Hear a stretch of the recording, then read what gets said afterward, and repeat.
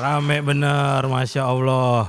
Assalamualaikum warahmatullahi wabarakatuh. Waalaikumsalam warahmatullahi wabarakatuh. Kebras Tagi bareng Sayuti. Cakep. Bertemu lagi bareng saya Yuda Brajamusti. Iya, ini kebetulan memang hari ini saya rada malu pakai baju ini ke kantor pagi-pagi, ternyata di depan ada sunatan massal, ya kan? Saya disangka peserta jadinya. Iya, kata saya. Iya, makanya bagaimana? Ini berhubung hari ini kita semua nih warga-warga Jakarta baik yang di sini maupun di situ, ini banyak sekali memang saya mendengar ada keluh kesah dari warga-warga Jakarta khususnya Betawi kampung yang sudah saya kumpulkan hari demi hari. Keluhan-keluhan warga Betawi ini yang sudah saya kumpulkan ini alias memang saya belum hafal materinya. Iya biasa, lu bangun jam 6 jarang-jarang. Biasa habis subuh kan kita tidur lagi. Iya bener, ngeles aja ini mah. Berbicara tentang Betawi, ini kita lagi musim pesta bola Piala Dunia. Iya kan? Ini lagi rame-ramenya. Warga Betawi semua pasti kompak. Kita mendukung Norwegia.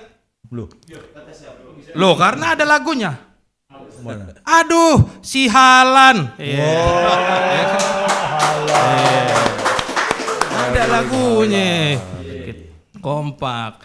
Berbicara Betawi dan merantau ini memang ini kalau khususnya di Betawi kampung saya, Betawi sama merantau nih nggak akur nih. Karena jangankan istilah kata kita ngerantau gitu, kita ngisi bensin aja kangen rumah Pak. Keluar rumah nih ke warung aja kalau bisa warung yang nyamperin gitu. Iya bener dah, kita bukan apa-apa, jangan disuruh adu nasib dah, kita mah adu pantun kita ayo. Betawi kan begitu, iya nggak, betul kan? Betul. Nah, iya. Saya sembari baca itu, iyalah. Bener Pak, emang Betawi jangankan istilahnya jangan merantau keluar kota, keluar negeri, kita keluar negeri takut diculik wewe gombel. Iya bener, emang orang Betawi. Tapi emang bukan apa-apa, kita bukannya takut merantau, karena Betawi aja memang udah dari katanya Betawi gitu. Apa itu? Betah di wilayah, iya kan? Iya, emang begitu. Makanya dulu di film Sidul tuh, emang Dul kan mau tuh ngerantau ke Natuna, ame babenya kagak boleh. Lu mau ngapain sih jauh-jauh kerja? Emang di Jakarta kagak ada kerjaan? Ya banyak kerjaan kita di Jakarta, kerjaan kita tidur, kerjaan kita ngopi, iya kan? Lah orang Betawi mah banyak bisanya, bisa berebut lahan parkir, berebut putaran balik, berebut semua. Nah kita mah ular, kita banyak bisanya, tenang aja. Orang Betawi, penting kerja halal yang penting ya kan. Orang Betawi, betul begitu? Betul begitu? Betul begitu? Nyari iya ini. Iya nggak ada habis nih. Ya Allah Rabbi, iya emang, tapi emang begitu ya Betawi ya. Apa namanya, kita tuh bukan takut merantau, bukan takut apa gitu. Kita kalau di kota istilah di kota orang begitu, kita kalau di sini kan kita lapar bisa ngetok pintu rumah saudara. Di sono saudara siapa kan? Kagak ada ya kan. Bisa aja kita ngaku saudara sama orang juga bisa aja, cuma kan halo. Iya kan. Iya tapi lupa. Halo. Kura-kura ada yang nelpon. Tapi orang Betawi nih biasanya kalau keluar kota itu kemungkinan cuma ada dua. Rumahnya digusur, kalau enggak tanahnya yang digusur. Udah itu doang lah ya. Dah gitu aja, terima kasih Bu dari saya Yuda Brajamusti. Makasih ya teman-teman. Assalamualaikum. Waalaikumsalam warahmatullahi wabarakatuh.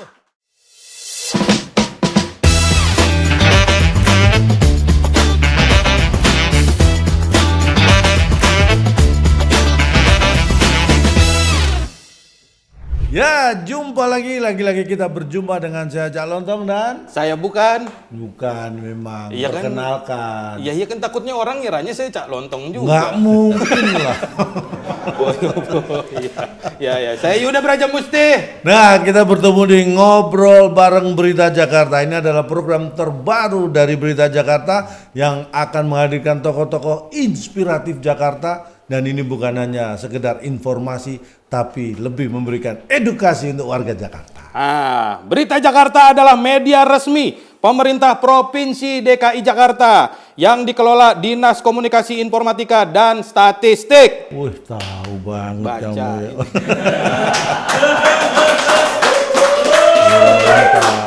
Nah, ini informasi bahwa Ngobrol Bareng Berita Jakartanya adalah episode yang keempat. Betul. Ini edisi yang keempat dan kita masih dengan tema yang sama untuk menuju Jakarta Kota Global, menyongsong 500 tahun Kota Jakarta untuk menuju Top 50 Global City.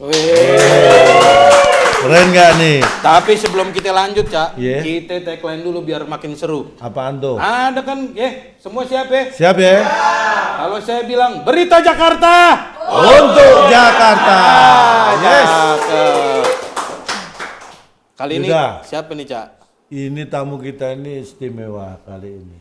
Beliau itu negarawan yang kontribusinya sudah sangat luar biasa untuk Indonesia dan khususnya untuk DKI Jakarta. Oh, betul. Kamu pasti dulu kamu kelahiran tahun berapa? 91. Oh ya, nggak penting sih infonya. Tapi percaya nggak? Tapi percaya nggak? 91. Kamu tahun 19 kayaknya. Nah, perjalanan karir beliau itu sangat panjang dan luar biasa, 30 tahun di pemerintahan Provinsi DKI Jakarta. Kemudian beliau menduduki kursi Gubernur DKI Jakarta hingga menjadi duta besar untuk Republik Indonesia di Jerman. Wow, ini dedikasinya udah nggak diragukan lagi nih. Kalau kamu gimana, Yud? Iya, dulu beliau ini terkenal dengan slogan serahkan pada ahlinya. Tuh. Nah, itu. Karena memang ahlinya dalam pembangunan kota Jakarta. Yeah. Selain punya gelar insinyur bidang arsitektur, perencanaan kota dan wilayah, tokoh ini juga belajar ilmu politik di Berlin dan sosiologi di ini gimana nyebutnya? Zurich. Zurich. Kagak enak kalau saya ngomong Zurich tuh kagak enak, Cak. Yang lagian kalau nyebutin aja nggak bisa, apalagi nggak bakal sampai ke sana. Iya, nyasar ya.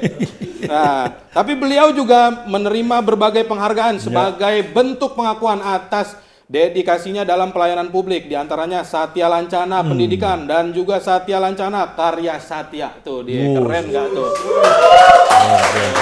Dan langsung saja kita sambut dengan hormat dan dengan hangat Dr. Haji Bapak Fauzi Bowo. Waalaikumsalam. Assalamualaikum. Gimana kabarnya Pak Fauzi Bowo? Alhamdulillah. Tapi beliau ini Yang penting sehat. sehat itu yang utama. Tapi kayaknya Lebih bagus lagi kalau waras. tuh waras itu juga penting. Saya waras.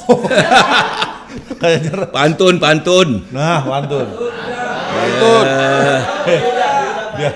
Ini biasanya Pak Fauzi, yang ngasih PR dia biasanya saya. Ini tambah nih Pak Fauzi Bowo ngasih PR dadakan juga. Ayo pantun, request dari Pak Fauzi Bowo harus dilaksanakan. Belum lu, diem lu. Artinya diem dulu. Sudah cakep fitnah ya kan. Beli layangan di Pulau Jawa. Cakep. Tepuk tangan buat Bapak Fauzi Bowo.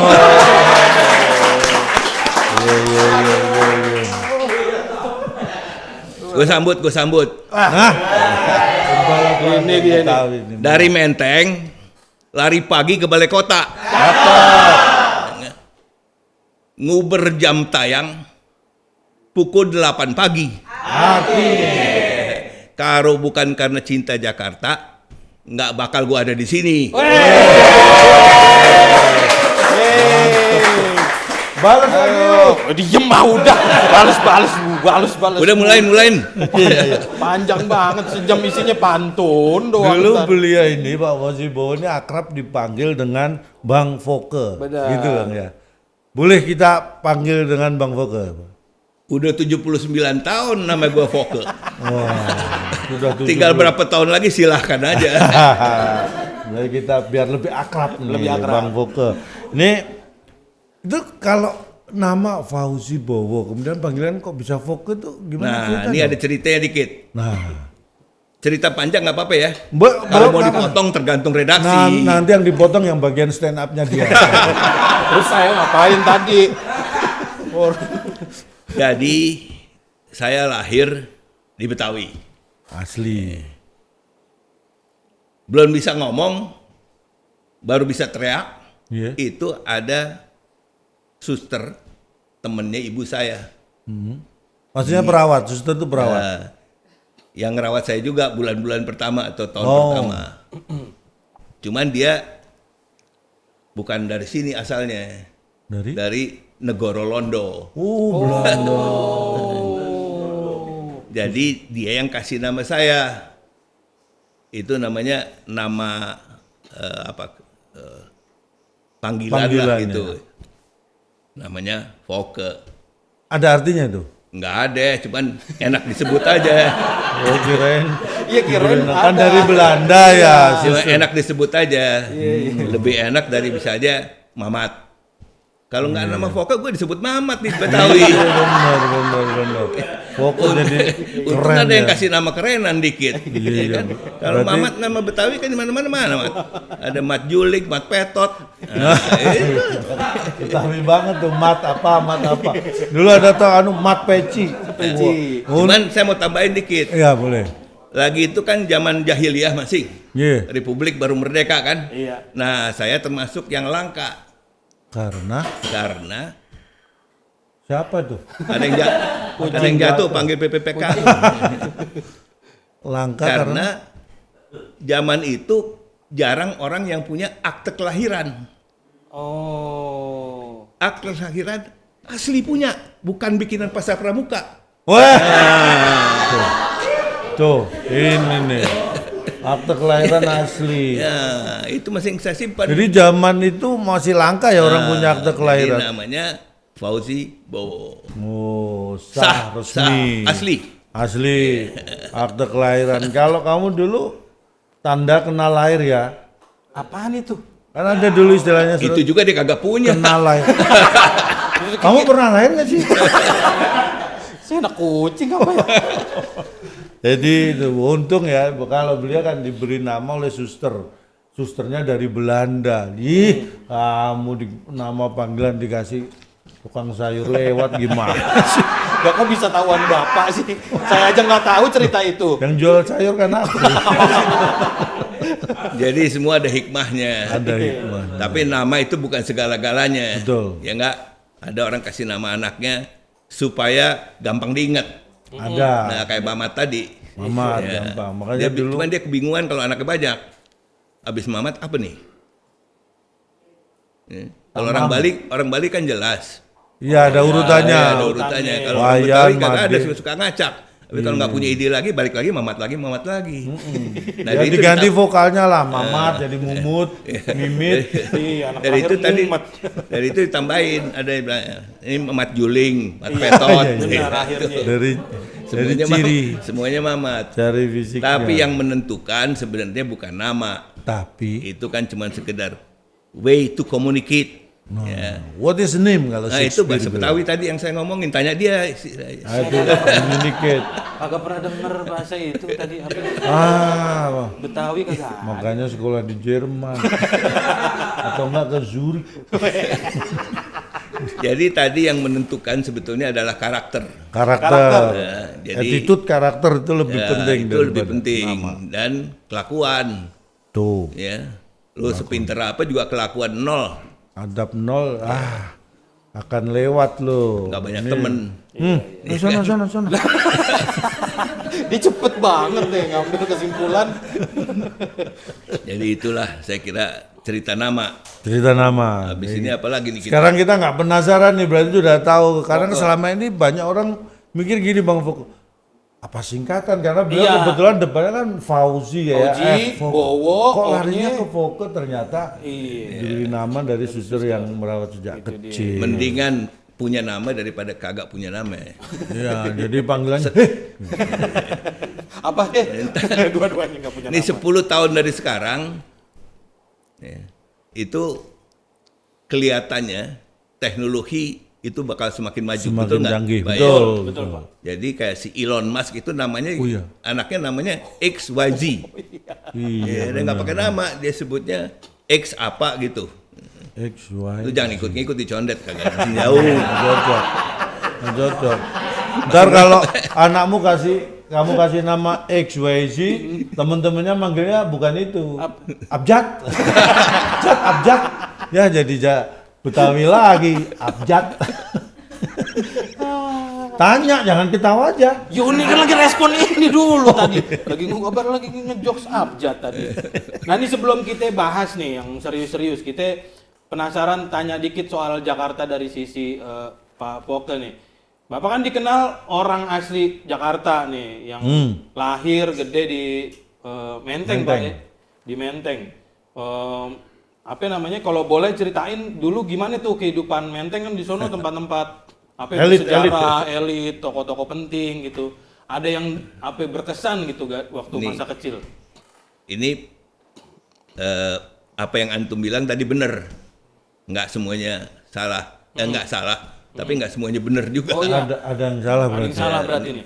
Salah sih kagak, Kurang tepat. perlu keterangan penjelasan tambahan. Oke. Saya emang lahir di sono, saya gede di sono, Di Menteng. sampai sekarang juga balik lagi ke sono lagi. Oh. Kalau saya meninggal nanti juga nggak jauh-jauh dari sono di karet. Ya. Cuman sebenarnya saya itu dibesarkan di rumah kakek saya sama nenek saya di Sawah Besar, di Jalan Batu Tulis. Ya. Sawah besar. Karena keluarga kakek nenek saya itu memang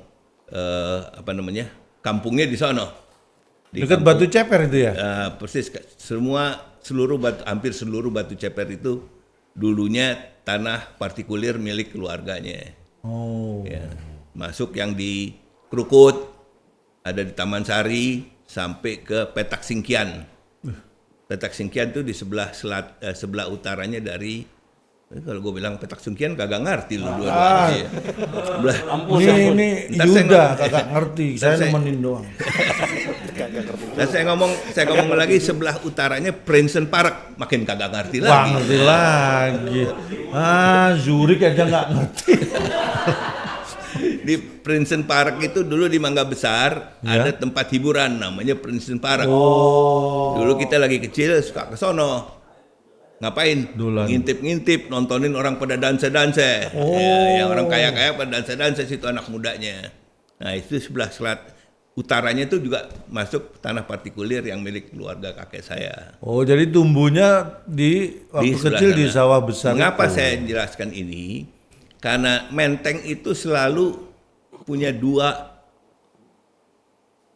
konotasi atau pemahaman. Yang positif sama yang negatif. Jangan ingat yang positifnya aja, yang negatifnya juga mesti diingat. Karena orang kira saya gede di Menteng dan saya orang Menteng, saya selalu dapat stempel, Ya, cap. dicap. Ini orang elit, bukan ekonomi sulit, elit yang beneran. Iya. Dia kagak bakal kenal rakyat. Lu ngapain pilih dia jadi orang? Dia sih kumpulnya cuma nama turu-turu dia aja. Hidupnya nggak pernah susah. Nah, gitu kan. ini yang menurut saya Perlu diluruskan. stempel yang kagak bener.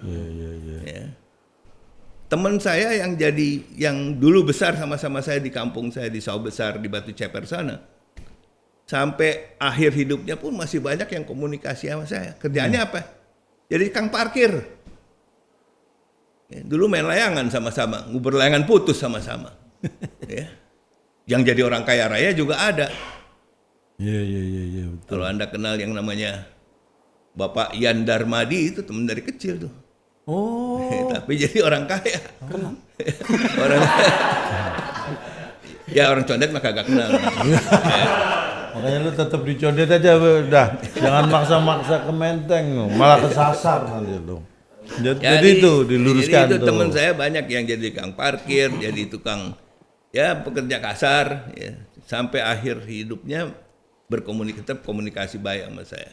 Kang Jahit itu tailor yang paling top di Jakarta, beauty tailor Jalan Hamburg, itu teman saya dari kecil.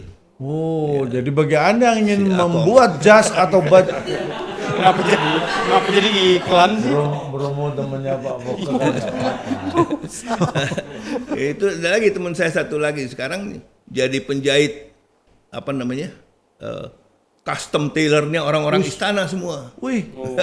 Namanya penjahit Kuangtung. Oh, loh. Nah, ini kalau ini tahu aku. Langsung terkenal itu memang. TV sering. Iya. Wah. Di Pecenongan. Sekarang udah pindah ke Jaga Monyet. Tahu nggak Jaga Monyet di mana? Loh, kamu Dia dijagain. kagak tahu lagi. Dia taunya cuma itunya aja, jaganya kagak dia. Sudah tahu pasti ke saya. Karena dia yang dijaga. Dengar monyet cepet banget nengoknya. Ya masa gini. Nah gitu udah ceritanya. Iya. Singkat punya cerita begitu. Jadi saya positifnya banyak. Positifnya banyak. Dianggap orang terpelajar. Ya. Ya berpendidikan. Ya itulah. Memang sejak zaman Belanda itu Menteng itu jadi kawasan elit memang. Nah, Tapi Menteng itu ceritanya setelah Belanda pindah dari Kota Tua ke dulu namanya Waterloo Plain, lapangan banteng. Dari lapangan banteng dia membangun perumahan zaman dulu buat Belanda di tanah partikulir di Menteng sama di Kondang dia, bukan Gondang dia, Kondang dia. kondang. Nah itu perumahan-perumahan villa yang dibangun Belanda pada awal tahun 19 sekian, mulainya 19. Tapi Menteng itu kan asalnya dari nama buah kan, pohon Nah, gitu di ya. sana banyak pohon menteng. Nah, di tanah partikulir itu dulu banyak pohon mentengnya. Nah, itu asal muasalnya. Nah, saya di situ sekarang nih sejak pulang dari Jerman udah 50 tahun. 50 tahun. Jadi Menteng. antum belum lahir, gue dari sono. Ya, lahir baru aja ini.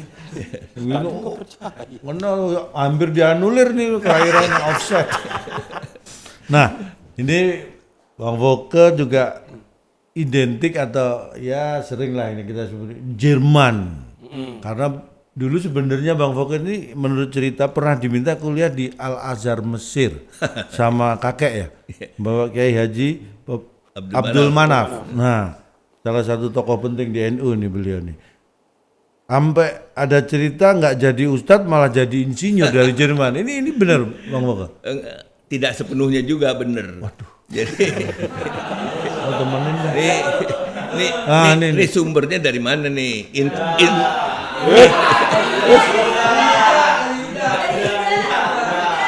Bukan, Yuda pakai Intel mana? Iya, Intel condet. Nah, ini yang benar gimana nih? Tapi memang Nah kalau orang Betawi, Iya. orang Betawi dia punya anak yang rada encer dikit, ya. Biasanya dikirim sekolah ke luar negeri, ya keluarnya tuh ke Al Azhar, Oh iya, ya kan? Mesir, di Umumnya Mesir. atau di Middle East di sana, Timur Tengah, ya kan? Balik lagi jadi kiai di sini, ya boleh punya bini 4.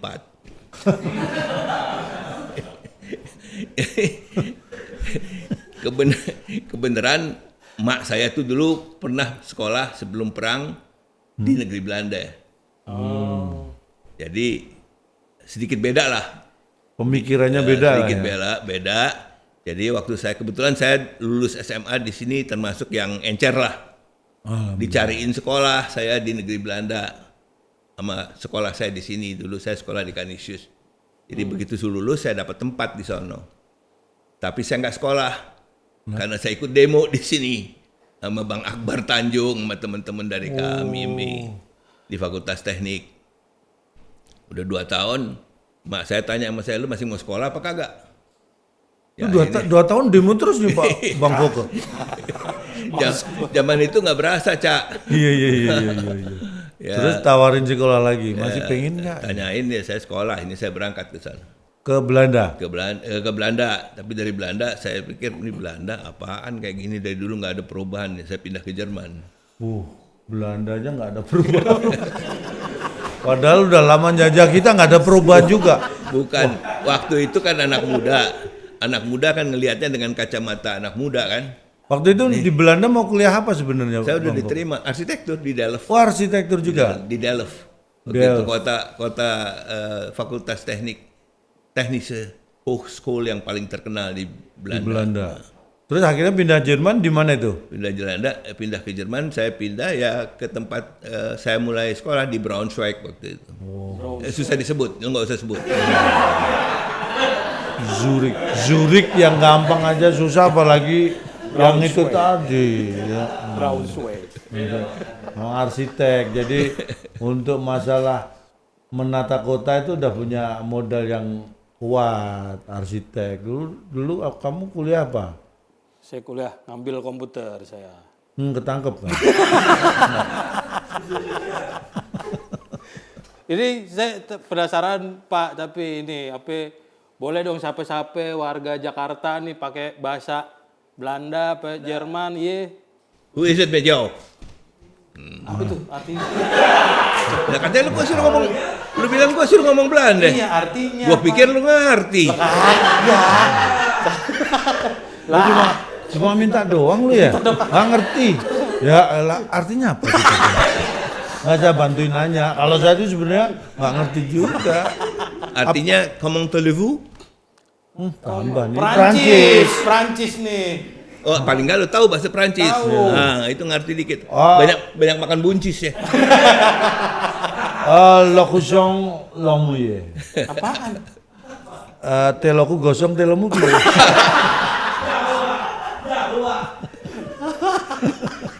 Mau tahu artinya lagi? Apa tuh? Ya, wie geht es Ihnen? Lu kagak ngerti juga, gue cerita apa kabar? Jadi intinya tadi itu apa kabar? Jadi tadi itu versi bahasa Belanda, Prancis, terakhir Jerman. Apa kabar? Ya elah, apa kabar doang aja susah ya. Harus belajar kita, cuma hanya untuk tanya apa kabar. Iya, Jadi menguasai berapa bahasa nih Bang Fok nih? Belanda, Termasuk Jawa. Jawa, ya itu bahasa adat. Ya ini yang bahasa asing. Bahasa asing saya 3 yang lancar, 1 yang separuh-separuh. Kalau buat belanja sama buat minta makan, meminum aja sih bisa. Masih bisa. Berarti yang lancar Jerman dan Belanda. Jerman, Belanda sama Inggris dong. Jadi Jerman, Belanda, Inggris. Kalau yang bisa buat minta makan tadi. Prancis, Itali. Oh, Itali bisa juga. 5 bahasa. Ini 5 tahun belajar bahasa nggak ngerti-ngerti. Bener itu. Beliau 5 bahasa, keren banget. Waktu habis. Itu kalau bahasa Jermannya waktu habis apa Bang Fok?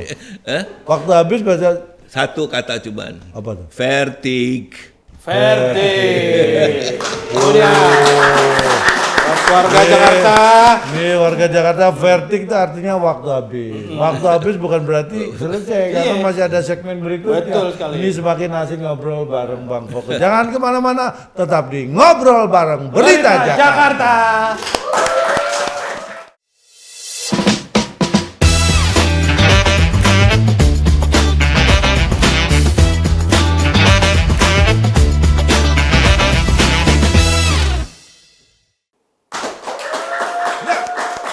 Kembali lagi di Ngobrol Bareng Berita Jakarta. Berita Jakarta Untuk Jakarta.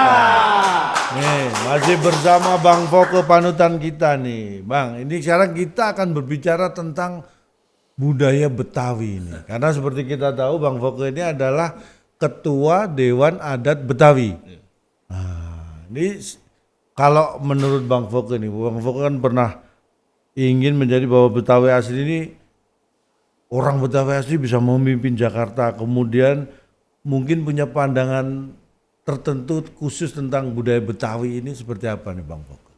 Dengan segala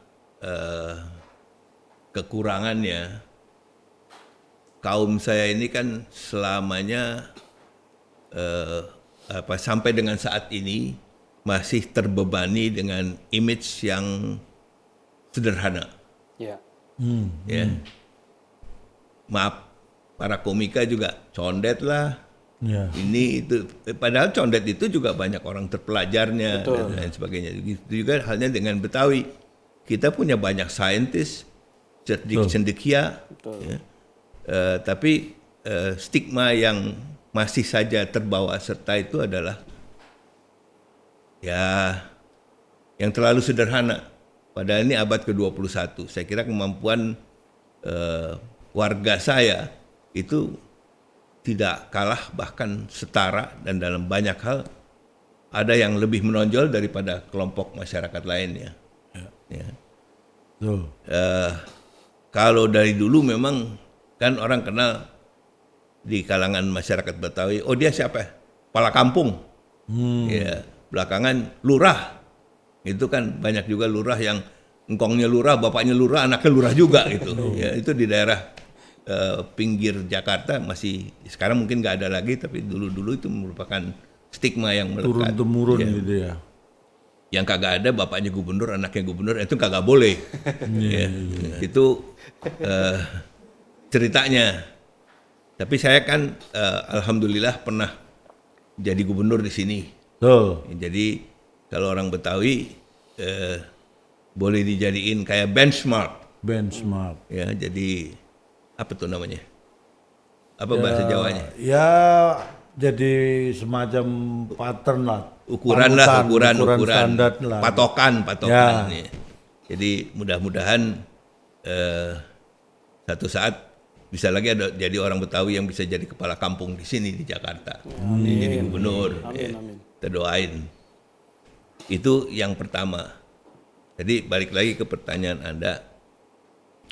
Jadi memang untuk itu perlu sistem pendekatan yang sistematis, yang terprogram. Ya. Jadi kami masyarakat Betawi itu sadar betul bahwa untuk mengangkat harkat, martabat dan derajat kaum Betawi ini perlu suatu upaya yang komprehensif. Komprehensif. Ya. Nah, pertama kan ada lagi jargon apa yang disebut, lu ngurusin keluarga lu aja kagak beres, bagaimana lu ngurusin negeri? Iya kan? Jadi upaya kami tentu multi sasaran. Pertama intern dulu, ya, kita harap masyarakat Betawi ini terpanggil untuk lebih bersatu. Sekarang udah bersatu, cuman lebih bersatu untuk menghadapi tantangan-tantangan masa depan. Yang kedua, kita tentu perlu juga menunjukkan kemampuan kita untuk bisa bermitra sejajar dengan pemerintah manapun. Wabil khusus pemerintah di kampung kita ini pemerintah provinsi. Ya.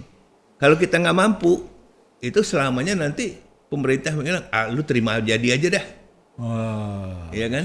Tapi kalau kita bisa menunjukkan kemampuan yang setara, maka pemerintah tentu akan juga memberikan peluang kepada kita. Atau kita tuntut supaya pemerintah memberikan peluang.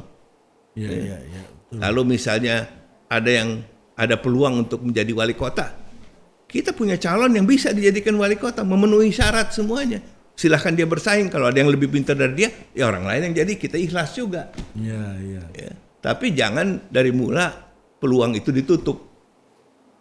Tapi syaratnya tadi, pertama kita mesti bersatu, yang kedua kita mesti juga menunjukkan bahwa kita mampu. Itu penting Ya. itu. Nah, ini yang sedang diusahakan. Antara lain melalui misalnya kongres. Kan kongres itu semua orang ikut. Ya. Semua terwakili. Ada yang nggak mau ikut, ya nggak apa-apa juga sih. Ya. Ibarat telur kan nggak semuanya bulat. Ada juga yang lonjong kan. Ya. Umumnya lonjong bahkan. Malah lonjong umumnya. Jadi itu tidak apa-apa. Tapi saya kira diperlukan kebesaran hati ya untuk menerima kenyataan. Nah, dengan Betawi yang bersatu ini mudah-mudahan kita bisa membangun image yang lebih baik, kemampuan yang lebih baik untuk bersaing dengan siapa saja, ya, terutama dalam kaitannya dengan memajukan kebudayaan Betawi. Itu penting. Nah, itu saya Berarti kira di mata Bang Foko kebudayaan budaya Betawi itu penting ya dalam memajukan tadi yang disebut. kalau kita mau di mana-mana kan kita kenal itu karakter building. Yes, Karakter building itu ditentukan oleh budaya. budaya. Ya. Jadi itu saya kira merupakan kunci yang perlu menjadi tekad seluruh warga Betawi untuk bisa maju. Apalagi di kampung sendiri. Ini orang Benar Betawi. nggak? Benar-benar setuju. Kalau semuanya bisa begitu, insya Allah berkah. Insyaallah. Amin, amin. Tuh, dan kamu sebagai warga Betawi asli, orang Betawi asli ini. Nah itu kalau saya penasaran ini Pak Foke, kalau misalnya terkait tadi budaya, itu kan berkait juga sama kesenian. Ini apa nih kesenian atau budaya Betawi ini yang potensial untuk kita kembangin lagi nih gimana nih Pak Foke nih? Strateginya gitu. Gini Bang Yuda ya, jadi budaya Betawi itu nggak ada di tempat lain. Iya. Ya, ibaratnya kalau antum mau beli baju koko, pasar Tanah Abang ada, Cipulir ada, di pasar Senen ada, di Blok A ada, ya, Banyak ya banyak. Kalau ini budaya Betawi tokonya cuma satu di sini. Ya. Jadi itulah saya kira potensi yang mesti kita kembangkan. Lewat cara yang bagaimana? Macam-macam. Ya pertama kalau mau jualan barangnya mesti bagus. Tuh. Nah, ya enggak? Bagus dalam arti apa? Bagus sesuai dengan permintaan dan harapan dari yang mau beli. Pasar. Ya. Kita mau jual ini selendang begini, ya. Mau yang mahal ada di Paris. Iya. Mau yang biasa kayak gini, pasar Cipulir banyak. Tapi yang penting ini sesuai dengan permintaan atau kebutuhan pasar. Nih, cukin nih juga Ya, nih, cukin ciri khas misalnya nih. ya. Itu satu. Yang kedua, kita juga masih perlu promosi. Jadi barangnya mesti bagus, kedua perlu promosi. Nah promosi ini tentu kita lihat juga pasarnya kemana. Nah, Ya, mempromosikan suatu produk di tempat yang katakanlah elit beda dengan yang sangat merakyat. Iya. Nah kemasannya juga mesti cocok. menyesuaikan. Kayak tadi misalnya, kalau kita mau promosiin budaya Betawi, mesti ada barangkali flavornya pakai bahasa Perancis apa pakai bahasa apa? Kalau manggungnya di Paris, Iya. iya kan? Iya. Kalau mau manggungnya di Tokyo lo pakai bahasa Perancis, orang Tokyo bilang apaan nih orang ngomong, sama kayak Bang Yuda tadi nanya, apa yang dia bilang kita kagak ngerti. Apa kabar nggak ngerti. Jadi itu saya kira hal-hal seperti ini hal kecil kelihatannya, tapi itu menunjukkan profesionalisme dalam mempromosikan budaya.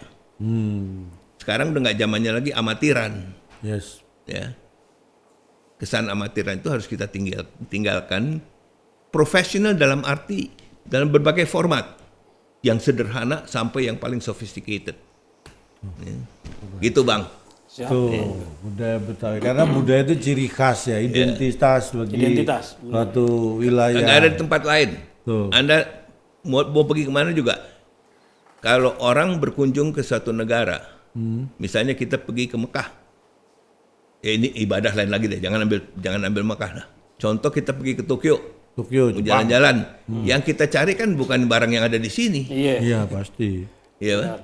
Nah, yang ada cuma di Tokyo. Nah, begitu juga kalau orang kemari. Jadi yang dicari pasti yang nggak ada di tempat lain. Yang nggak ada di tempat lain di Jakarta ya budaya Betawi. Tuh. Ya. Onde-onde di mana-mana ada, tapi ondel-ondel hanya di Betawi, ya kan? Cuma beda huruf doang udah beda identitas. Iya nggak? Benar. Onde-onde isinya apa? Isinya kayak kaca. Kalau ondel-ondel isinya orang, ya kan? Itu beda. Isinya Yuda. Isinya saya kata Bobo. Ini luarnya, Bang. Bukan isinya. Jadi memajukan budaya itu sebenarnya identik dengan menunjukkan kemampuan, apa aktualisasi. Karena begitu kita dikenal dengan budaya kita, orang bisa memahami kita. Wah ini orang mana nih? Oh, orang Betawi nih. Dan budaya itu sangat beragam juga kan, mulai dari makanan Iya. Betul. sampai ke cara berpakaian, sampai ke tarian, sampai segala macam. Nah, ini Itu tanya yang sederhana deh. Kalau makanan favorit Bang Voke yang asli Betawi apa, Bang? ya macam-macam lah. Paling suka? Mungkin yang paling jarang aja sekarang diketemuin kali, yang udah itu juga. Apa itu? yang udah banyak dilupain orang dan mungkin juga tidak lagi menjadi bagian dari budaya sebagian besar orang Betawinya, kaum saya. Apa tuh? Ada masakan ikan. Namanya gabus pucung. Oh, gabus pucung. Nah, itu nyarinya udah susah sekarang. Iya, Iya benar. Dulu yang banyak itu di Jakarta Utara, Kampung Rorotan sono tuh. Oh, Rorotan. Nah, itu merupakan salah satu yang Masakan yang sudah mulai susah dicari susah ya. dicari, tapi saya sangat suka itu. Gabus pucung. Saya kok Biasanya- belum pernah makan itu. Ya. Kamu orang Betawi belum pernah makan. Apalagi saya. Karena emang susah nyarinya, Cak. Iya, Jadi kita biasanya juga dapat kiriman dari sono. Kalau pesen kita mesti pesen ke sono kalau kepengen. Oh, enak tuh kayaknya main gabus pucung. Iya. Itu masakan apa? Berkuah atau apa? Kuah, Dipepes gitu, kuah. berkuah ya? Gabus dibikin kayak apa namanya pindang gitu, Oh. ya begitu ya. Tapi ada khas bukan pindang, nggak sama kayak pindang. Beda rasanya. Masa kamu belum pernah sih? Belum pernah, susah, Kamu Cak. kalau apa makanan Betawi yang suka apa? Ntar saya ajak sono. Ah, oke, Pak. Asik. Gitu. Mau ikut nggak? Ntar saya ngikut. Boleh. Boleh bawa temen. Boleh, asik. Boleh bawa temen. Yes. Kalau dulu di terus terang saya orang pendatang lah di Jakarta ya. Terus pertama kali dengar minuman bir pletok. Nah, Saya pikir, kok bir gitu kan. Saya mikir setelah tahu, ternyata Rempah. jahe rempah itu gula kan. gula jahe. Nah itu kok bisa dinamain bir kenapa tuh? Rembah. Kan karena efeknya anget gitu, menghangatkan tubuh gitu kan. Orang Betawi zaman dulu, ini sepengetahuan saya Pak ya. Ya bener. Ya kan orang Betawi ngelihat orang Belanda, orang bule pada minum itu kan, Oh buat menghangatkan tubuh. Nah kita bikin yang halalnya gitu. khasiatnya sama tapi halal. Iya, pakai ada rempah begitu. Oh, Nah tapi peletoknya saya bingung dari mana itu kata. Dulu peletok. dikocok. Oh itu botolnya berarti Dulu peletok diketok-ketok gitu pakai Oh, itu. pakai bambu. untuk menyampur biar rata itu gitu ada ya. Oh, ini. Baristanya sekarang namanya. Barista. Barista. Barista bir Itu peletok karena peletoknya itu. Tuh, wah udah jadi tahu nih. Tapi banyak dicondet, Cak. Mau berpeletok? Boleh. Kayak orang nggak mau.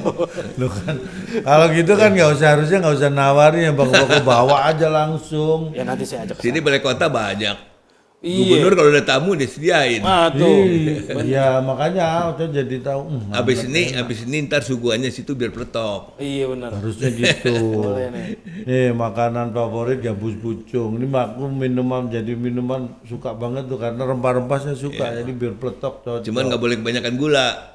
Ya itu saya nggak suka gulanya tuh. Kenapa? Habis minum Kan bir. saya harus menjaga gula saya karena saya orangnya tinggi jadi gula saya jadi ikut tinggi nanti. Bukan dari tinggi badan kali. Kok ngaco nih orang? Masa dari tinggi badan? Emang darah tinggi kalau orangnya tinggi darahnya nggak tinggi nggak nyampe di kepala dong. Nah, itu benar juga dia. Tuh orangnya tinggi darahnya harus tinggi. Bener. Kalau Pak Poke bilang bener, oke bener. Kayaknya nyerah. Cuman yang parah itu kalau orang kontet darahnya tinggi. Nah, itu Gulanya kelebihan. tinggi. Umurnya nggak bakal tinggi tuh. Kelebihan. Nah bener nih. Kalau kamu orangnya nggak tinggi, gula darah tinggi, tekanan darah tinggi, nah umurnya nggak bakal tinggi, itu pendek umurnya. Karena penyakit semua. Kenapa bisa pas gitu? Tapi kalau bicara tentang budaya Betawi, adat Betawi dengan Bang Foke pasti nggak akan ada habisnya, butuh satu episode sendiri Betul, nih, kan? itu dia. Makanya ini kita nanti akan ngobrol tentang Jakarta. Karena kalau tentang budaya Betawi kita sudah tahu nih, beliau sebagai Ketua Dewan Adat Betawi punya visi misi seperti yang disebutkan tadi, meningkatkan daya saing orang Betawi dengan memberdayakan budayanya. Betul Nah, sekali. ada lagi sebetulnya yang ahli mengenai ini dari tahun 76 udah. 76. Lagi-lagi Anda baru 4 tahun, apa 5 tahun? 6 tahun. 6 tahun. Dia belum lahir. Belum. Pak Ali Sadikin yang hari-hari ini kita peringati hari ulang tahunnya yang ke-100. Kemarin tanggal 7. Ulang tahun dia yang ke-100. Nah, tahun 76 itu beliau mendirikan Lembaga Kebudayaan Betawi. LKB. Lembaga Ya, Kebudayaan LKB. Betawi. Jadi sebetulnya semua gubernur ini pasti concern mengenai kebudayaan Betawi. Cuma pada zamannya tentu perhatiannya berbeda-beda. Seperti Pak Pram ini, sekarang kan budaya Betawi sudah menjadi bagian dari keseharian di Ya, betul. masuk ranahnya pemerintahan provinsi. Itu saya kira orang Betawi kita semua apresiasi, tepuk tangan dong. Ya, biar kata ada yang ngomel juga, ya nggak apa-apa juga. Kenapa dia nggak bisa naik mobil kalau hari Rabu apa hari apa tuh mesti pakai? Iya betul. Ya kan? Setiap hari Rabu transportasi umum. Nah, ada juga yang bilang sama saya, udah pakai baju Betawi, pakai transportasi umum, emang kita ondel-ondel.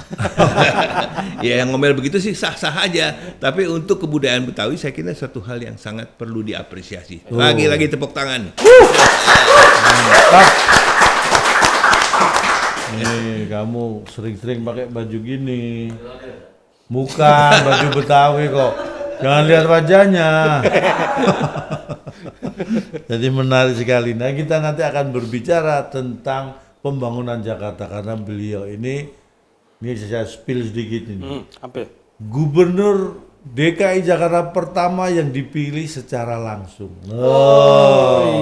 Amin, amin. Tercatat dalam sejarah itu. Amin. Nah, kita akan ngobrol tentang Jakarta. Jangan kemana-mana, tetap di Ngobrol Bareng Berita Jakarta.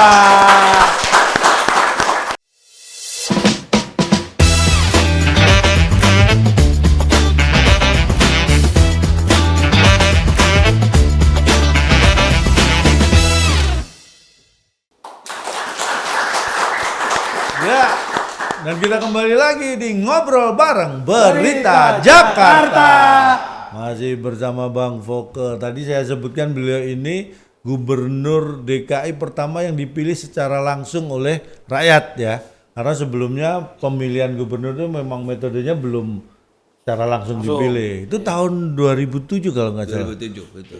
Waktu itu saingannya siapa? Calon gubernur lainnya? Itu saingan saya Pak Adang Dorojatun. Oh, Pak Adang Dorojatun. Teman main saya dari kecil.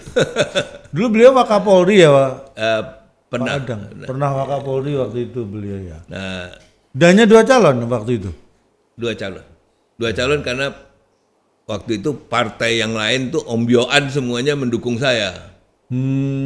Ya, Koalisinya ya barangkali suasana itu adalah suasana baru pemilihan pertama sehingga mereka ya nggak tahu kenapa lah alasannya, pokoknya akhirnya mencalonkan saya dan alhamdulillah juga berhasil gitu ya. Nah, kalau sebelum Bang Foke dicalonkan jadi gubernur itu apa posisi Bang Foke? Saya ingin sedikit menjelaskan Boleh. bahwa pemilihan umum itu diatur oleh undang-undang. Betul. Undang-undang dibuat oleh DPR Ya. dan pemerintah. Jadi kita mengikuti aturan itu. Betul. Ya. Kalau DPR dan pemerintahnya bilang angin ke arah laut, ya undang-undangnya jadi kayak gitu. Iya, iya benar, Ya. benar. Nah, undang-undang tuh yang mengatur pemilihan umum seringkali berganti. Untuk ibu kota kadang-kadang ada punya catatan kecil gimana pemilihan gubernur itu diberlakukan. Ya.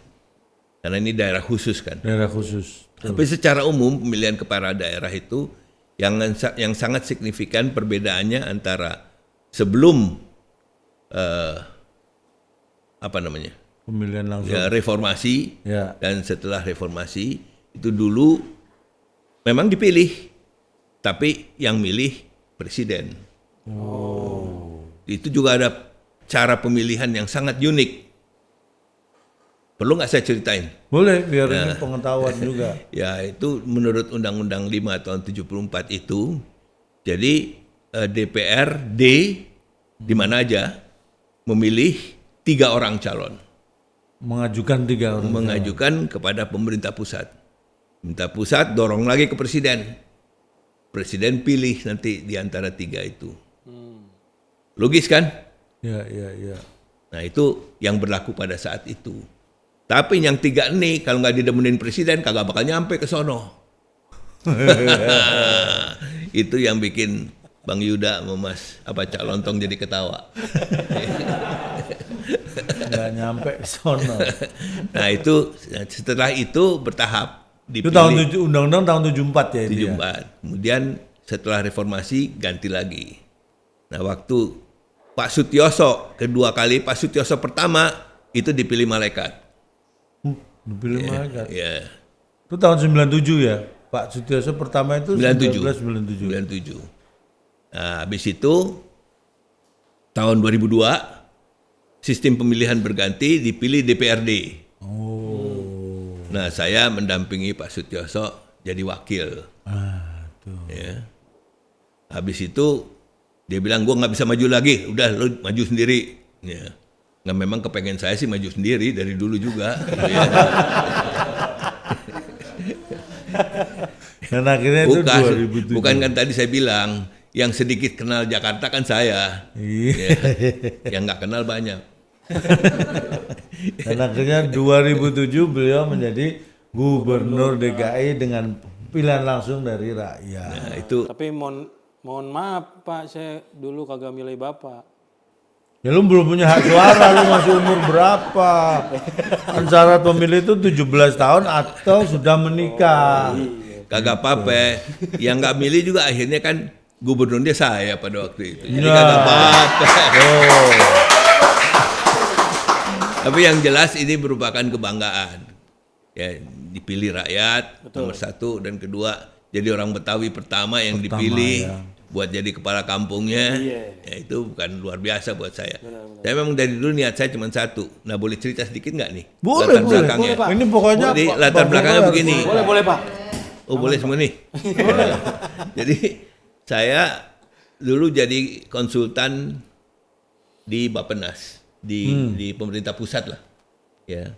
Urusan transportasi metropolitan, kemudian urusan Jabotabek. Waktu itu belum ada D-nya. Jabotabek. Oh, Depok belum masuk ya. Belum kota. Jakarta, Jabodetabek, Bogor, Tangerang, Bekasi. Ya.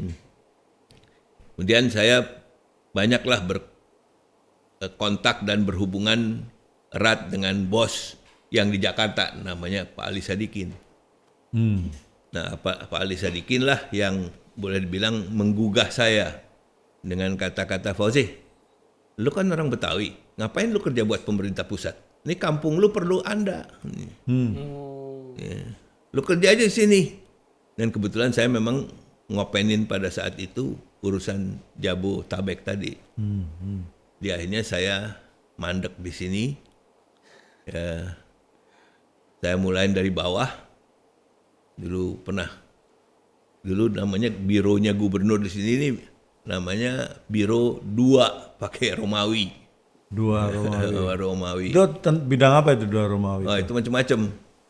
Sekretariat gubernur, wakil gubernur, protokol,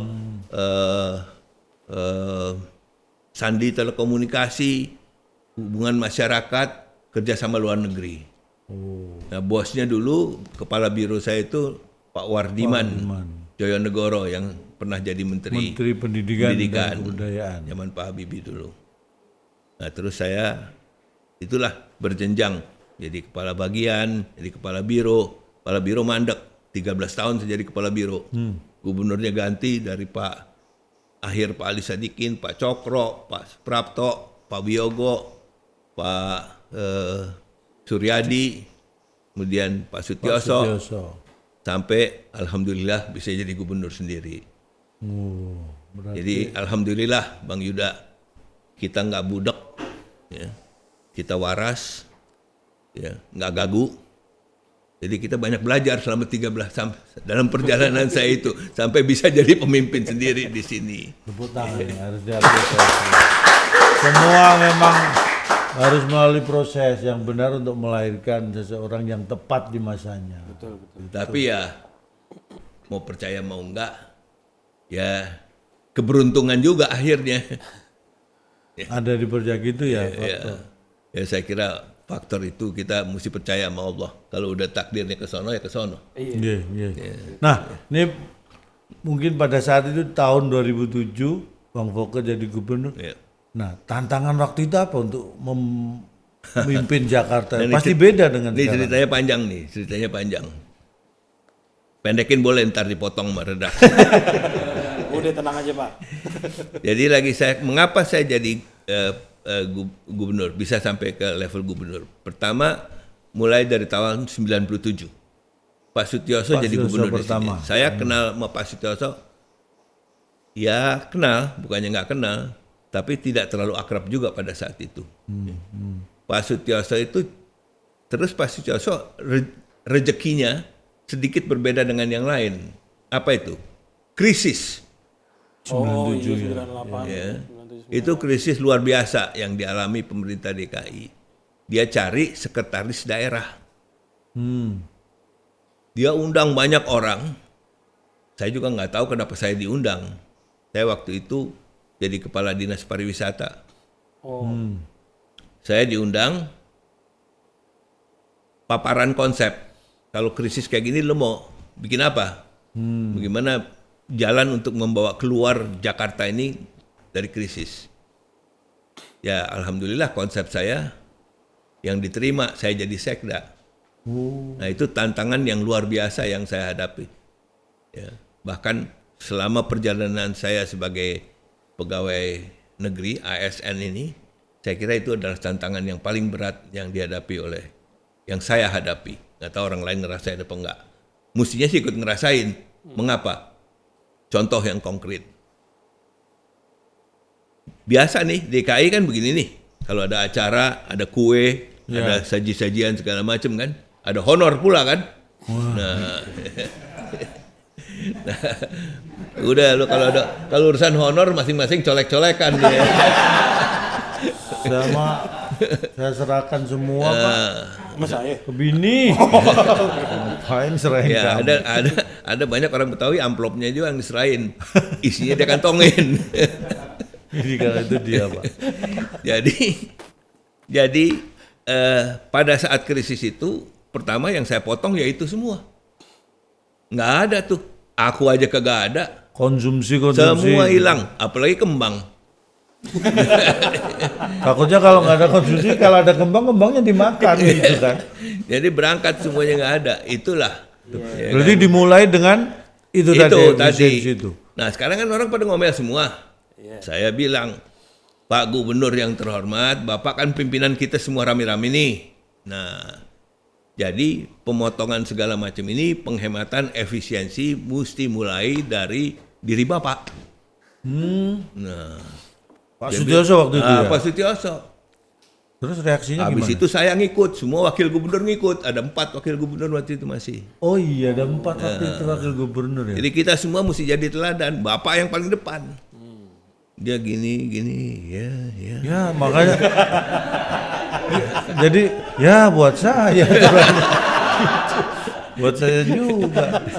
Ya saya coba meyakinkan bahwa Pak ini rezeki, nggak semua orang dapat kesempatan begini. Oke ini akhirnya dia jadi pimpinan yang kita teladani semuanya. Tepuk tangan buat Pak Sutioso. Nah tinggal kerjaan rumah saya kan. Ya. Kalau saya ngomong di podcast ini dulu belum ada podcast. Belum Belum ada. podcast. Jadi apa yang dikerjain? Apa Pak itu? Sekda waktu itu ngider saya. Keliling. Tahu nggak jalan. ngider? Keliling. Keliling ya kan. Ngider setiap kecamatan, setiap wali kota, setiap kecamatan, setiap kelurahan saya datengin. Keliling jualan barang. Apa itu? Apa barang itu? Penghematan. Oh itu tadi. Penghematan. Nggak kayak sekarang ngomong doang. Lu mau kemana? Nih Bang Foke ketika jadi sekda ngider keliling Jakarta untuk mensosialisasikan dan menjalankan penghematan. Ini sebenarnya udah ditiru juga ini keliling. Coba lu bawa gitar ngapain? Ada juga kurangnya. Apa tuh? Kurangnya karena duit kagak ada. Makanya harus keliling langsung. Keliling. Di situ saya ngomong, setiap kelurahan saya ngomong, Pak Lurah sama warga di situ, Pak, ini kita terpaksa motong penghematan segala macam. Kalau Bapak sampai bisa buktiin kita cuma ngomong doang, besok gue berhenti. Komitmennya gitu. Komitmen saya, maka Pak Sucipto sih enggak. Saya yang pasang badan kan. Masa gubernur dia bisa suruh berhenti kan enggak.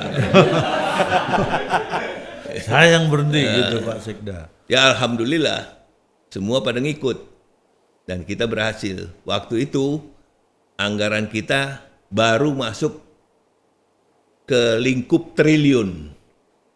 Jadi waktu Pak Sutioso jadi gubernur itu anggaran yang disetujui adalah 3,3 triliun. Waktu saya mulai hitung-hitung lagi karena krisis, anggarannya tinggal 1,7 triliun. Jadi separuhnya potong. Nah itu kita potong ya cuman begitulah. Kalau tukang potong kan ente mesti tahu kan. Yang dipotong jangan leher, meninggal langsung. Jadi yang dipotong organ-organ yang memang bisa diefisiensikan. Itu yang kita kerjakan. Contohnya apa? Apa tuh Pak? Yang tidak dipotong adalah tunjangan karyawan. Tuh. Kan akhirnya alhamdulillah 2 tahun setelah saya jadi sekda itu kita kembali ke posisi semula. Jadi boleh dikatakan melampaui masa krisis. Ya. Dan tetap melakukan efisiensi ya untuk perjalanan pemerintah DKI seterusnya. Tuh penting. Efisiensi itu ternyata bukan hal yang baru ya, dari dulu sudah. Padahal kerjaan begitu tuh bukan cuma saya yang mulain. Kerjaan begitu, Pak Ali juga begitu dulu, Pak Ali Sadikin. Balik lagi nih ke Bang Ali. Bang Ali itu bangun tidur. Habis subuh, dia naik mobilnya Land Rover dulu, Land Rover putih. Dia keliling Jakarta. Apa namanya itu bahasa Jawanya? Ya, Ayo.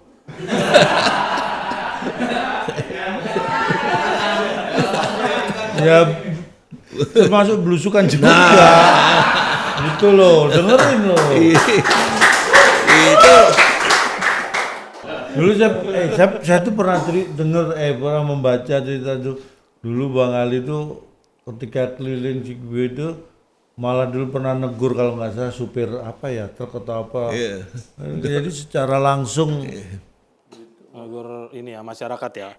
dia hal kecil juga, dia pernah berhenti di depan rumah ibu saya. Saya nggak tahu, dia nggak tahu kalau rumah ibu saya, padahal temennya. Tapi dia nggak tahu kalau rumah ibu saya di situ, rumah bapak saya di situ. Jadi mereka tinggal di situ memang. Berhenti situ, dia lihat ada tumpukan barang, baru bongkar tembok, taruh di pinggir jalan. Dia berhenti, panggil yang punya rumah. Keluarlah bapak saya. Ini nggak boleh macamnya. Ibu saya keluar. Ibu saya bilang, ada apa nih gubernur kemarin? Dia lihat ibu saya bilang, ini tolong bersihin dong, jangan taruh ini. Tapi bukti bahwa dia care. Iya. Ya, sampai hal-hal yang kecil seperti itu. Ya sekarang sih barangkali nggak kopenan lagi karena kerjaannya udah begitu banyak ya. Tapi artinya perhatian terhadap hal-hal yang kecil, terhadap hal yang terjadi di masyarakat itu menjadi bagian dari kewajiban seorang pimpinan. Tuh. Memang pemimpin itu harus dimulai dari perhatian dan empati itu. Kalau nggak ada rasa perhatian ya gimana mau ngurus yang dipimpin gitu. Makanya perhatiin dong. Ya lanjut. Tapi kalau dari kacamata Pak Foken nih, Jakarta sekarang bagaimana nih? Apa lagi nih kira-kira yang bisa kita kembangin gitu biar makin maju nih? Begini Bang Yuda, ini kota kan selalu berkembang. Betul. Kalau ini kita mau 500 tahun kota Jakarta. Ya, Bayangin 500 tahun yang lewat tuh kayak apa Jakarta? Iya kan? Kota pelabuhan kecil Sunda Kelapa bisa jadi kayak gini. Iya. Alhamdulillah kita masih bisa nyaksiin. Bener kagak? Bener. Betul. Tapi yang berkembang ini bukan cuman kota fisiknya, yang non fisik juga ikut berkembang. Ya, kehidupan sosial di sini, kemasyarakatan, ya, tuntutan pendidikan, tuntutan kesehatan, tuntutan infrastruktur yang semakin baik. Dulu kagak ada teknik informasi kayak gini, sekarang ada dinas informasinya, coba Iya, bayangin. betul. Iya kan? Kominfotik. Iya, coba bayangin. Nah ini kan dulu kagak ada. Jadi ini akan terus berkembang ke depan. Kalau antum umurnya tambahin lagi 100 tahun lagi, pasti macam-macam lagi yang bakal terjadian. Nah, bakal jadi kota kamu. Nah, tuntutan kepada kota ini tentu juga akan turut berkembang. Ya. Iya, betul. Susah kita bayangkan Jakarta 100 tahun ke depan kayak apa nih. Ya, tapi yang jelas mudah-mudahan semakin baik. Iya. Semakin bagus kualitas kehidupan masyarakatnya, semakin sejahtera, ya. Dalam arti begini, banyak juga negatifnya yang sampai sekarang tidak bisa terselesaikan. Karena orangnya makin banyak, manajemennya juga makin susah, Iya, betul. iya kan? Ngolahnya juga makin repot. Biasanya duitnya nggak semakin banyak. Ya, jadi tekornya ini yang makin mesti diatasi. Nah inilah keterampilan dari pemimpin dan pemerintahan harusnya mengatasi hal tersebut sehingga warganya itu bisa tetap meningkat kesejahteraannya. Tuh. Ya. Contoh yang sederhana, pendidikan. Lagi-lagi cerita Bang Ali. Ya. Lagi itu anak banyak yang nggak ke sekolah. SD banyak nggak sekolah, apalagi selanjutnya SMP, SMA. Bikinin sekolah dasar banyak, dan itu yang paling sederhana kan. Juga gurunya lebih gampang nyarinya. Iya. Ya. SD. Nah ini banyak tumbuh dan berkembang di Jakarta. Habis itu, kalau lulus SD mau kemana dia? SMP. SMP-nya kagak ada sekolahannya. Karena ini bukan tanggung jawabnya pemerintah daerah, tanggung jawab pemerintah pusat. Oh. Ya akhirnya Pak Ali bilang, ya udah nih murid-murid kan warga gua nih. Udah lu jangan ngomong deh, gue bikinin sekolah. Lu cariin aja gurunya. Nah itulah dengan begitu kualitas pendidikan di Jakarta ini rata-rata semakin baik dan barangkali juga termasuk yang lebih baik daripada average secara nasional. Tuh. Ya. Itu contoh ilustrasi kecil. Kalau mau cerita begini sampai pagi nggak habis. Iya benar. Ya, tapi yang saya kira penting dipahami bahwa tuntutan masyarakat juga berkembang. Kayak tadi saya ceritain tuh, misalnya banjir, ya, yang bikin buang-buang sampah di saluran-saluran kan yang makin banyak sekarang. Dulu cuman waktu awal kemerdekaan nggak sampai 1 juta. Sekarang setelah 81 tahun kemerdekaan, ya tahun ini 11 juta yang tinggal sih. Bahkan lebih kalau siang. Iya, Itu tambah dari. kalau semuanya pada buang sampah pada tempatnya sih kagak apa-apa. Mana yang buang sampah nggak pada tempatnya kan lebih banyak daripada yang buang sampah pada tempatnya. Wah, itu dia tuh. Ya. Nah ini hal yang menjadi tantangan buat pemerintahan dan tentu pimpinan pemerintahan yang sekarang dan yang bakal datang. Ya. Tuh. Nah, itu resepnya satu, sama, bisa sama apa enggak? Bisa sama, bisa enggak. Bisa Tapi yang jelas pemerintah yang sekarang dan yang akan datang itu harusnya lebih canggih daripada pemerintahan-pemerintah sebelumnya. Dan ada satu lagi yang sangat penting. Dari segi pengelolaan kota. Mohon maaf nih, kalau cerita beginian saya sedikit banyak punya pengetahuan, ya, punya pengetahuan. Jadi Pengaturan wilayah boleh Iya. ini, paham. kota ini adalah satu entitas yang dinamis. Kalau kita salah pegang, kalau kita bagus pegangnya nih, benar megangnya, dia akan bisa tumbuh dan berkembang. Ya, membawa kesejahteraan yang diharapkan. Ya. Tapi kalau kita salah pegang, pemerintahnya salah pegang, kota ini akan berkembang ke arah yang berbalik. Ke arah keruntuhan. Nah, kalau kota ini mulai ada tanda-tanda keruntuhan, dia tidak bisa membiayai karyawannya, nggak bisa membiayai pengambilan sampah, nggak bisa ngurusin kesehatan masyarakatnya. nggak bisa ngurusin pendidikan masyarakatnya. Ini udah keruntuhan. Akhirnya bangkrut. Kalau pemerintah pusatnya masih punya kemampuan, dia bisa ngebantuin. Tapi kalau pemerintahnya juga, negara ini jadi bangkrut. Nah itu yang harus dicegah. Setiap unsur pemerintahan itu harus berusaha supaya tidak masuk ke jebakan skenario keruntuhan tadi. Nah, ini yang mesti berkembang. Maaf nih urusan beginian anak ustadznya jadi bisa ngomong. Makanya balik lagi serahkan ke ahlinya itu ini. Itu bukan kata saya, Mas. Calon tong bukan saya. Itu di Islam itu ada. Ya. Iza wusidal amru ila ghairi ahlihi fantaziris sa'ah. Ya. Kalau Anda tidak serahkan ini kepada ahlinya, apa yang akan alami adalah satu keruntuhan. Keruntuhan, kehancuran. Ya. Nah ini yang saya ambil hikmahnya dan saya coba terjemahkan dalam upaya kegiatan untuk memakmurkan Jakarta. Mantap, mantap. Aduh. Yang mestinya bukan saya aja. Semua ustadz-ustadz lain juga mesti ngikut. Iya, betul. Nih, dan Insya Allah lebih berkah. Insya Allah. beliau ini saya ustadz juga, dulu gubernur juga, jadi komplit. Mau pengelolaan menata wilayah juga aja ahlinya. Jadi memang kita harus banyak belajar nih kalau pengen sukses. Kamu apalagi orang Betawi belajar sama beliau. Iya, saya ikut deh ke rumah Bapak. Enggak itu ngerepotin. Belajar Nah, harus ikut. terus terang saya ingin sedikit menambahkan ya. Saya tuh paling nggak demen ngomong cerita saya gitu. Contohnya teman-teman barangkali di DKI pada tahu semua gubernur punya memori. Ya. Kok Bang Foka nggak punya? Ya. Karena di memori itu banyak cerita dan memang begitu memori harusnya begitu cerita dari yang empunya cerita. Ya. Nah saya merasa tidak comfortable dengan posisi seperti itu. Belum, barangkali nanti kalau udah lebih tua udah rada pikun. Jadi sekarang belum waktunya buat saya. Jadi kalau tadi banyak pertanyaan yang bersifat pribadi, saya jawabnya juga separuh sepotong-sepotong gitu. Ya. Jadi saya memang, tapi bersama teman saya lebih mengedepankan teamwork. Teamwork. Ngapa teamwork? Ini kalau kita di sini misalnya ya, Cak Lontong, kagak ada antum, kagak ada saya. Dia ngomong diri. Kagak ada yang nonton. Betul. Orang Betawi bilang ada yang rembes nih orang. Ada yang bocor dikit nih orang. Bocor halus. Nah, kalau teamwork, emang semua mesti begitu. Jadi Anda main bola aja.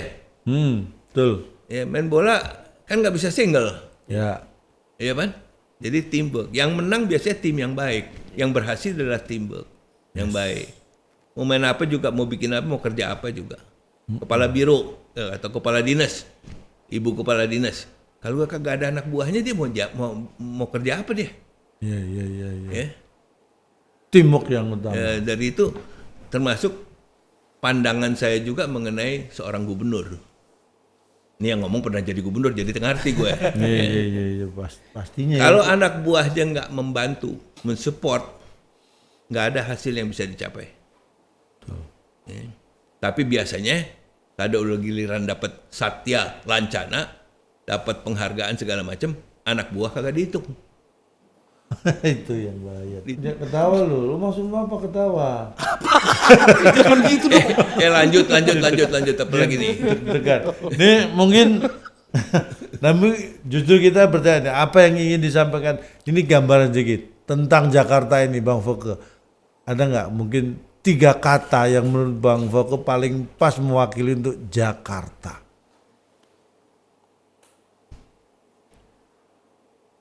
Karakter Jakarta. Ya. Semakin padat, semakin berat menanganinya, semakin kompleks. Itu 3 kata udah.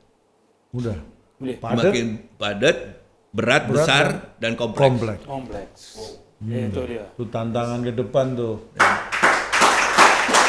Jadi Tambahin dikit. Kalau cari supir, ya, jangan supir bajai. Ya. Supir mesti tingkatan yang paling sophisticated. Ya. Karena Dia mesti bisa bawa bajai, dia mesti nyupir pesawat namanya F-35. Ya. Karena masalahnya memang makin susah, Iya. berat dan kompleks tadi. Harus orang yang memang benar-benar berkompeten. Tuh. Jangan amatiran lah.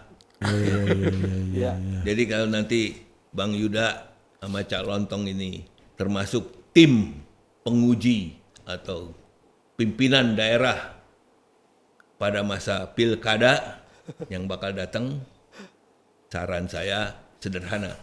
Apa itu Bang? Anda bikin peta buta Jakarta, Ya. lu pajang di sini. Terus Suruh para calon itu menunjukkan Rawabuaya di mana. ini memahami ya. Balai Kambang di mana. Nah, Al-Hawi di mana.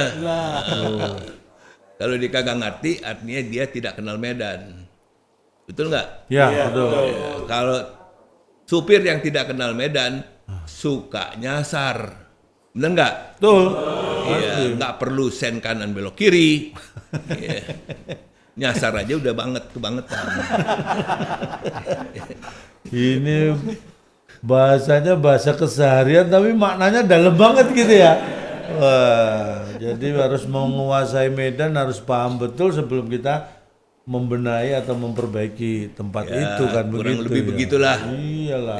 Betul betul. Lu mau kerja bakti, lu udah bawa pacul, bawa kerja baktinya di mana nggak tahu ya gimana lu mau kerjain apa kan ibaratnya gitu ya Bang Boke. Kurang lebihnya begitu. Nah, Ya. pesan Bang Boke nih dan harapan untuk Jakarta, khususnya untuk warga Jakartanya deh ini.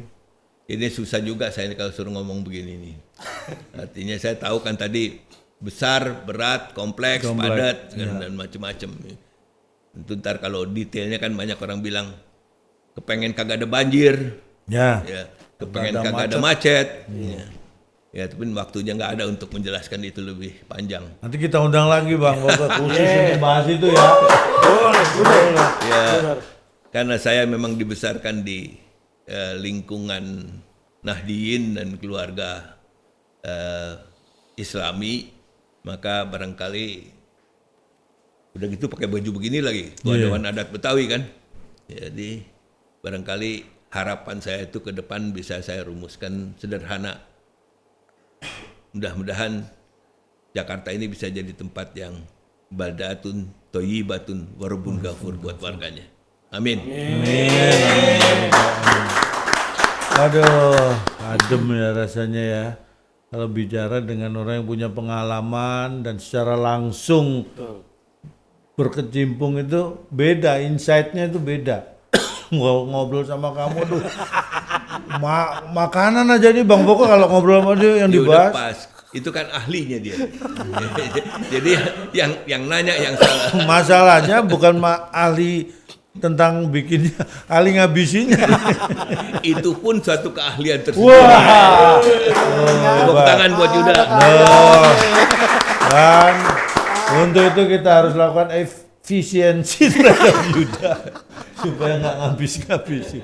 Aduh, terima kasih Bang Boke, ini kesempatan yang luar biasa ngobrol Alhamdulillah. bareng Berita Jakarta bisa menghadirkan beliau dan mudah-mudahan harapan yang disampaikan Bang Boke ini ke depan bisa terwujud. Amin. Karena tantangan ke depan bukan semakin kecil tapi semakin besar, semakin berat.